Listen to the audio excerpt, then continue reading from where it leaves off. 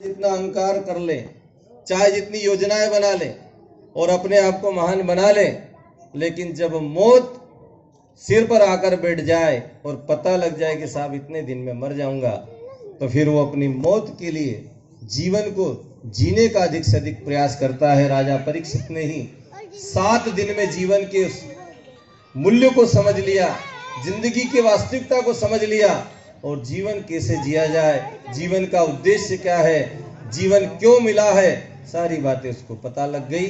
और अंत में उसने सुखदेव जी महाराज से कहा, साहब अब मैं मरने के लिए तैयार हूं, मेरे को कोई दुख नहीं, अब मेरे को समझ में आ गया जीवन का महत्व, आत्मा परमात्मा सारी चीजें समझ में आ गई। तो मंत्री भी चला खोज करने इन 3 प्रश्नों पे। भटकते भटकते साधु संतों महात्माओं को पूरे देश में घुमा, सब दूर गया और घूमते घूमते घूमते समय निकलता चला गया, क्योंकि समय जो होता है बड़ा ही कीमती होता है। एक एक पल जा रहा है, हम उसकी कल्पना भी नहीं करते हैं, और कब समय बीत जाता है और कब मौत दरवाजे पर आ जाती है पता ही नहीं चलता। हर आदमी के साथ यही हो रहा है। और आदमी जो महाभारत में यक्ष ने युधिष्ठिर से प्रश्न किया था कि जीवन की सच्चाई के बारे में, और जीवन हर व्यक्ति को जिस रूप में देखता है और अपने को अजर अमर मानता है, तो वो खोज करने लगा। खोजते खोजते 29 दिन बीत गए, बचा 1 दिन। अब उसने सोच लिया कि साहब पूरा महीना बीत गया, अब तो मरना ही है, क्योंकि अब ऐसा समय आ गया कि अब मरना ही पड़ेगा, इसके अलावा कोई चारा नहीं बचने का। तो क्या करें? घूमते घूमते एक गांव में, एक झोपड़ी में एक बाबा रहते थे। सब दूर पूछ लिया, उन्होंने कहा चलो इस बाबा से भी ट्राई कर लें, इनसे भी जानकारी ले लें, इनके पास कोई समाधान हो। जैसे वो कुटिया में प्रवेश करता, झोपड़े के अंदर गया, तो बाबा और उसका कुत्ता, बाबा का कुत्ता दूध पी रहा था प्याले में, और वो बाबा जो है रूखी सूखी रोटियां पानी में डुबा डुबा कर खा रहे थे बड़े आनंद से। क्योंकि व्यक्ति का सुख साधनों में नहीं है, संतोष में। जो मिला उसमें ही संतुष्ट हो जाए, वही व्यक्ति दुनिया में सुखी रह सकता है। बाकी चाहे जितना मिल जाए वो कभी सुखी नहीं हो सकता है। बाबा पानी में रोटी डुबा डुबा कर खा रहे थे, और जैसे ही ये गए तो उन्होंने कहा, आइए साहब आप सही जगह आए, आप बिल्कुल सही जगह आए हो, आपके 3 प्रश्न का उत्तर मैं दे सकता हूं। इसको बड़ा आश्चर्य हुआ कि पूरे 29 दिन बीत गए, कई लोगों के टच में आए, कई लोगों संपर्क किया, पर हमें कहीं ना कहीं पर भी हमारी बात का समाधान नहीं मिला। और ये बिना परिचय, बिना बताए कह रहे कि हम आपकी 3 बातों का जवाब दे सकते हैं। और आश्चर्य, उनने हाथ जोड़कर कहा, साहब आप हमारे 3 प्रश्न जानते हैं? उनने कहा, साहब आपको कैसे पता? तो बाबा ने अपनी रोटी रखी, खड़े हुए तो फटे हाल में थे, ये भी फटे हाल हो चुके थे, क्योंकि 29 दिन से दौड़ रहे थे, 30वां दिन था। वो फटे हाल में बाबा थे, और बाबा के सर पर जो, शरीर पर जो ड्रेस थी, वो ड्रेस मंत्री की थी, फटी भरू थी, लेकिन वो देख परिचय हो गया कि साहब ये भी कहीं ना कहीं मंत्री रहा होगा। उस बाबा ने कहा, जिस राज्य के तुम मंत्री हो उस राज्य का मैं भी मंत्री रह चुका हूं, और जो प्रश्न तुम लेकर आए हो उन प्रश्नों का मैं उत्तर दे चुका हूं, और देने के बाद सब छोड़ के मैं आ गया, और बस ये जीवन जी रहा हूं। मैंने उत्तर दिए, पर फिर भी मैं अपने जीवन से संतुष्ट होकर यहां आया। आपके 3 प्रश्न बोले, बताइए। पहला प्रश्न, बाबा ने कहा कि हम 3 प्रश्नों के उत्तर देंगे, पर 2 के निःशुल्क देंगे, 2 के फ्री ऑफ चार्ज, पर तीसरे की कीमत लगेगी, पैसा लगेगा, चार्ज लगेगा। उसने कहा, साहब मरता क्या नहीं करता? उसने तत्काल हाँ कर दी, बिना विचारे। उन्होंने कहा करना पड़ेगा, क्योंकि इसके अलावा कोई चारा नहीं। 3 प्रश्न न मिले तो उधर सिर कलम होने की तैयारी। पहला प्रश्न,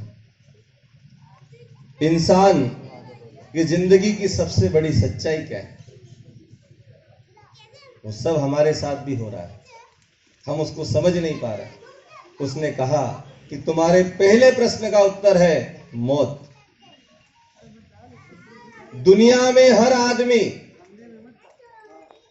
पैदा होगा, बड़ा होगा, पढ़ेगा, लिखेगा, नौकरी करेगा, धंधा करेगा, व्यापार करेगा, पैसा कमाएगा, सब कुछ करेगा, और सब करने के बाद सब होगा उसके जीवन में। कुछ धन कम होगा, कुछ साधन कम होंगे, लेकिन मौत हर आदमी की होगी। दुनिया में ऐसा कोई व्यक्ति नहीं जो मरेगा नहीं, कोई भी नहीं। जिसने धरती पर जन्म लिया, वो राम हो, कृष्ण हो या और कोई महापुरुष हो, सबको मरना निश्चित है। और पहला उत्तर तुम्हारी प्रश्न का यही है कि मरना सबको है, इसलिए पहले प्रश्न का उत्तर है मौत। यही सच्चाई जिंदगी की है, और ये हम समझ लें, क्योंकि हमें मरना ही है। हम चाहे जो कर ले, साहब मेरी चली, इसकी नहीं चली, उसकी चली, उसकी नहीं चली, चले न चले, पर उसकी जरूर चलेगी, और सबको एक साथ उसी रास्ते जाना है। राजा और रंक फकीर चल पड़े एक ही स्थान, जाना सब।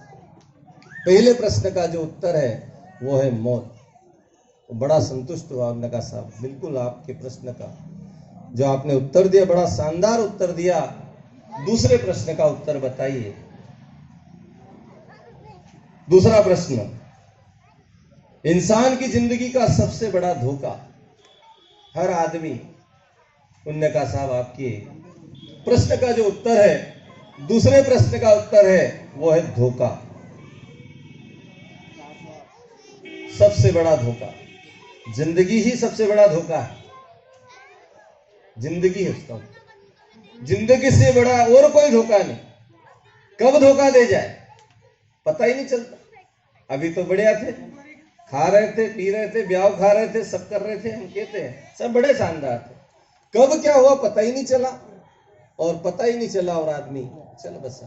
सभी व्यवस्थाओं में हम धोखे में जी रहे हैं, और ये धोखा सबसे बड़ा हमारे जीवन में आया कि हम उसको समझ ही नहीं पाए, और कब हमारे हाथ से जिंदगी निकल गई।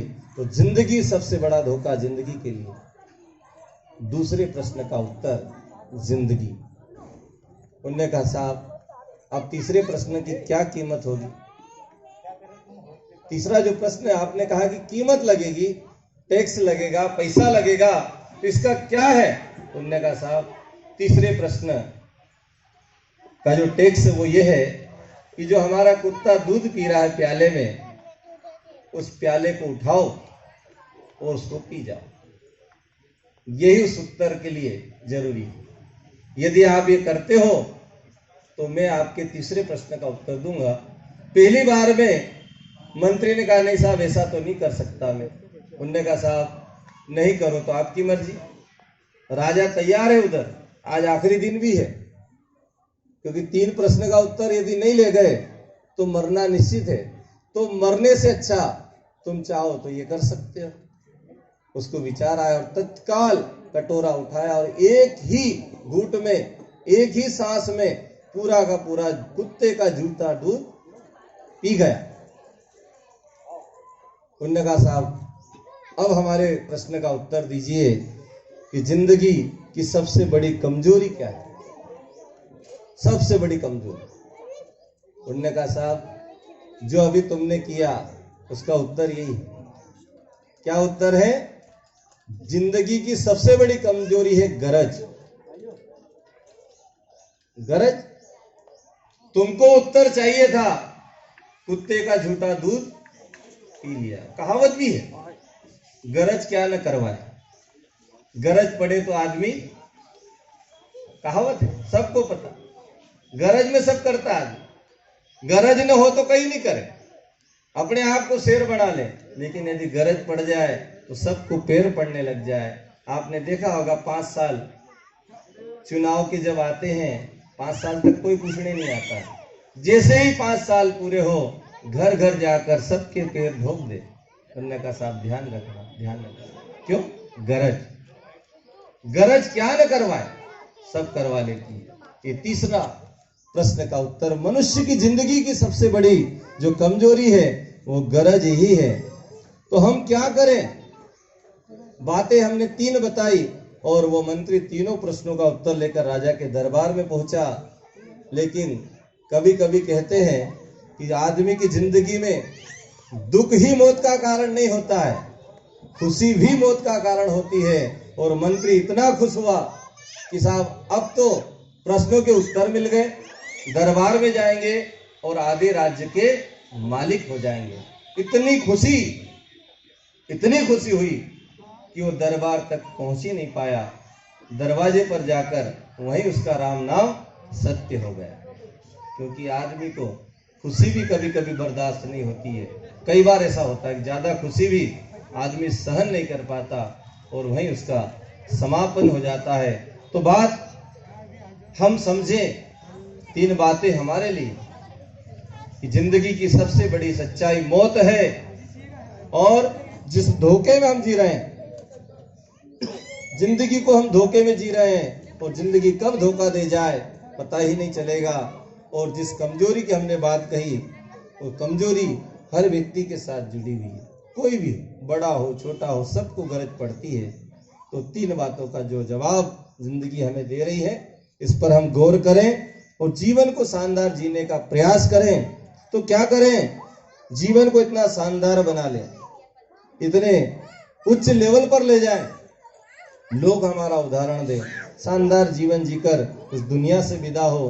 और दादा हमारे गायत्री परिवार से जुड़े रहे और गायत्री परिवार की जो व्यवस्थाएं हैं, जो नियम सिद्धांत कानून जो शांति कुंज ने बनाए, हमारे गुरुजी ने कहा मृत्यु भोज बंद हो, मृत्यु भोज बंद हो। समाज को, परिवार को, रिश्तेदारों को हम बुलाते हैं, दुख में आते हैं, ठीक है, पर बाहर से आने वालों के लिए भोजन की व्यवस्था हो और सादा भोजन हो, पकवान न हो। आदमी